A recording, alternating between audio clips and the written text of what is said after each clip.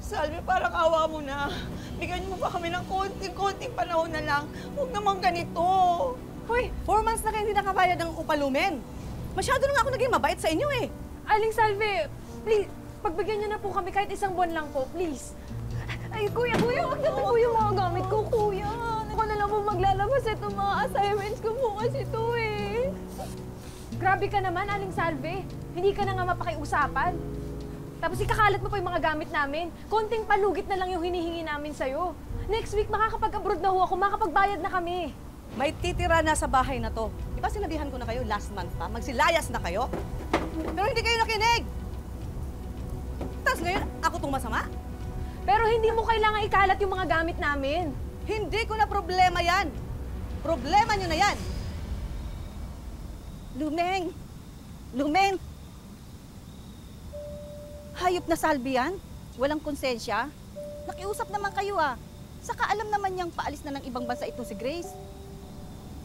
Eh, alam mo naman yun eh. Paiba-iba ng ugali. Sinabihan ko na nga siya na pagpasensyahan na niya muna yung delay namin ng kaunti kasi nga, inuna namin yung placement fee at mga ibang kailangan ni Grace. May topak talaga siya, Nina. Kala mo naman, mansyon yung pinapaupahan niyo. Hayaan mo, Iha. Konting tiis na lang. Oo nga. Saka salamat ha. At hinayaan mo muna kaming tumuloy sa'yo kahit ilang araw lang. Pero... Wala nang pero-pero pa. Okay lang naman sa akin.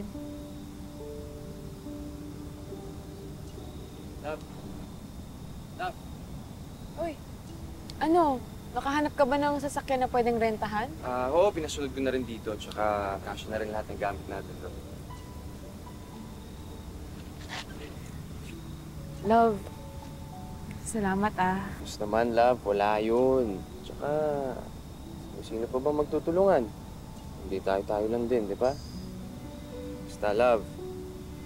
Mukhang kakalimutan o ipagpapalit kapag nasa 30 ka na, ha? Mamaya meron kang makitang kamukha ko dun. Kulit mo ko agad. Ba, hindi naman ako pupunta doon para maghanap ng love life. Pumunta ako doon para magtrabaho. Eh, ang akin lang naman, naninigurado lang. Promise? Ano naman?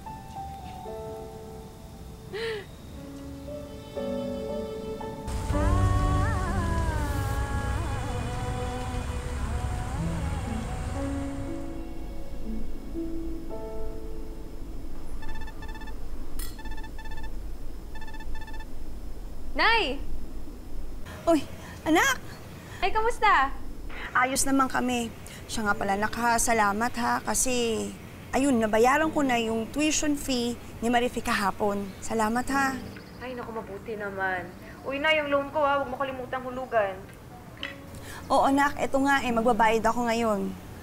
Nay, si ate ba yan? Oo, ate mo to, halika. Grace, oh. Ate, kamusta? Mag-ingat ka dyan, ha? Salamat. Ikaw rin. Tsaka galingan mo sa eskwela. In-accept ka na lang. Oo naman, smart girl kaya to. Earthquake! Si Grace! Grace! Madam, let's... We don't have time. Let's go, madam! Grace! Ba't nawala na